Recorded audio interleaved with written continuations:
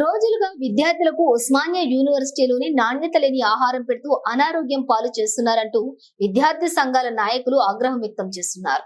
BEd కళాశాల హాస్టల్లోని ఇడ్లీ తింటూ ఉండగా చట్నీలో బల్లి రావడంతో విద్యార్థులు ఒక్కసారిగా భయభ్రాంతులకు గురయ్యారు.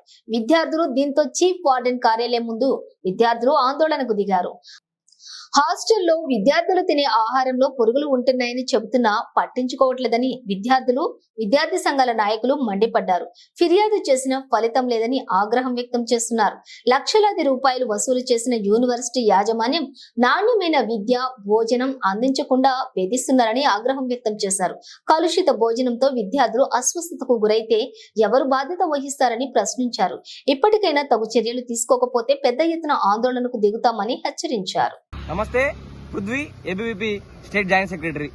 ఈరోజు ఉస్మానియా యూనివర్సిటీలో బీఎడ్ హాస్టల్ ఉన్నటువంటి అల్పాహారంలో బల్లి రావడం జరిగింది. ఉస్మానియా యూనివర్సిటీకి వస్తే ఉజ్వలమైన భవిష్యత్తు ఉంటుందని చెప్పేసి కలలుగన్నటువంటి పేద మధ్యతరగతి విద్యార్థులు ఈరోజు యూనివర్సిటీకి వస్తే పురుగులన్నం పెడుతూ బల్లుల్ని ఈరోజు టిఫిన్లో పెడుతూ యూనివర్సిటీ అధికారులు విద్యార్థుల్ని అనారోగ్యానికి గురి చేస్తా ఉన్నారు.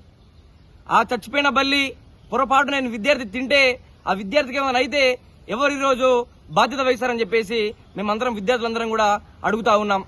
రాష్ట్ర ప్రభుత్వం కావచ్చు, యూనివర్సిటీ అధికారులు కావచ్చు, వాళ్ళ యొక్క ప్రకటనల కోసము ఏదైతే ఊరు గొప్ప పేరు దిబ్బ అన్నట్టు 100 సంవత్సరాల యూనివర్సిటీ అని చెప్పేసి మొన్నటికి మొన్న ఈ వీసీ ఉన్నటువంటి రవీందర్ యాదవ్ అయితే మంత్రి పొన్నం ప్రభాకర్ ఇన్వైట్ చేసి అయితే 100 యూనివర్సిటీస్ పైలాన్ని అయితే ఇనాగ్రేషన్ చేయడం జరిగింది.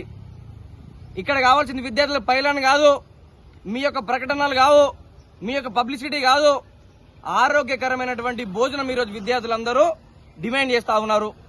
ఇది మొదటిసారి కాదు, అనేక రకాలైనటువంటి ఇన్సిడెంట్ జరుగుతా ఉన్న యూనివర్సిటీలో.